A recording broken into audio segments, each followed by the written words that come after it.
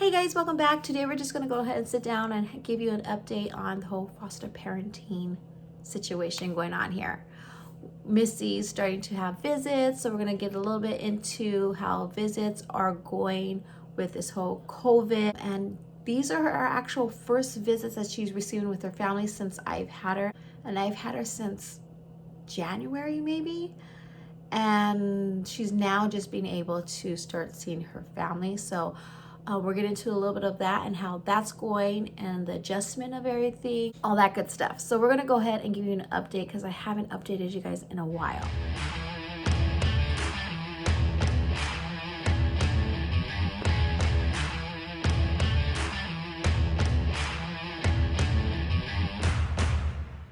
So Missy's been with me since I want to say January.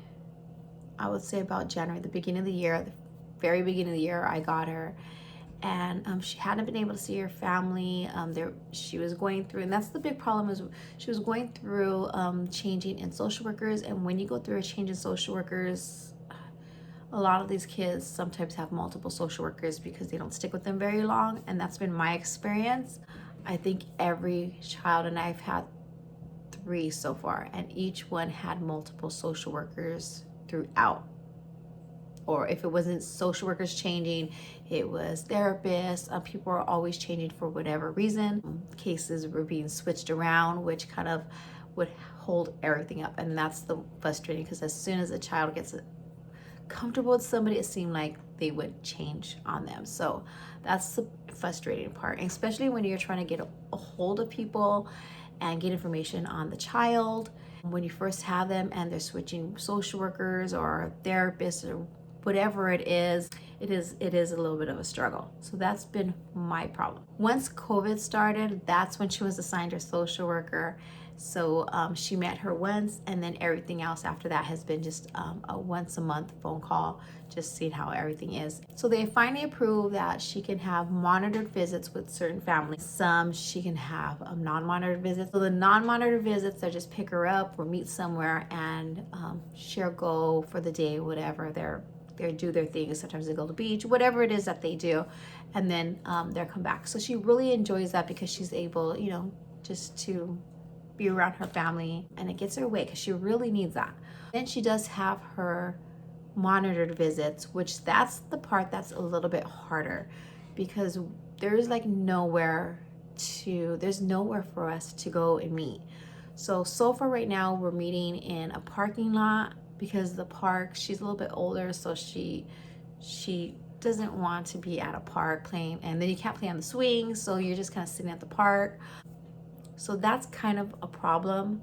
So we did find a parking lot. There's a McDonald's, there's a few restaurants there, and then in the middle of the parking lot there's this weird grass area where a coffee shop's at, and we sit on the bench with a canopy, and that's where we sit and we meet. But the benefit of that is that there's a McDonald's right there, so she would go and be able to get something from McDonald's and eat. There's different little restaurants, a donut shop, a little ice cream place. She's getting a little bored of that location, so we have to find a new location, but it's really difficult because it's not like we can go to a restaurant or McDonald's and sit inside and eat, or you have to find a place to sit down. And I also have to take it in consideration that maybe the other family member may not have money, so we can't go to a Denny's, because there's a lot of restaurants where you can sit outside, but their financial situation may not be where they can do that every visit. So that has been the hardest. But overall, Missy's enjoying her visits. When she sees her parents, they're great visits. She really needed that with her family. When she has a visit, I try to not be so much involved and kind of be off to the side, still monitoring, be able to hear what's going on, allowing her and her family to have a visit comfortably. I'm not helicoptering over them. So I do try to give them their space and their time so they feel comfortable with each other, and just kind of watch from a distance. So that's really what I try to do. Missy and I were talking about it the other day. We're gonna try to see if we can get it approved where she'll have one of her siblings come over and spend the night with her one weekend. Just something she really needs, especially with all this going on and having to stay at home, nothing to do. The girls are teenagers, they're in the room a lot. Ashley does try to get Missy to go with her on walks sometimes, but Sometimes if it's to the store, the liquor store across the street, she's fine. Other than that, she kind of just likes staying in her room. She doesn't like running, so my daughter likes to take her morning jogs. Missy's not really into that. They get along really good, but they don't have a lot that they do together, like common interests. And Missy's 16, but she likes doing her TikToks. That's what she does all day. She does TikToks all day. She's doing her dances, things like that.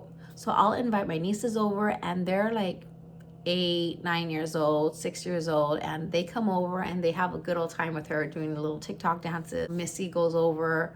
We'll go to take her to my mom's, and so sometimes she'll ask if she can get in the pool there. So that's something else that she will do. Well, my daughter likes to play video games, and Missy's not into video games. So they get along, but their interests are really different. So being able to have hopefully one of her siblings, she has a lot of siblings. She has a lot of half and step and the whole 9 yards. I know we'll see what we could get approved. We were talking about it with her first social worker at the time, and because it was still new, the case was still new, she didn't approve it at that time, but it was something that was mentioned for the future.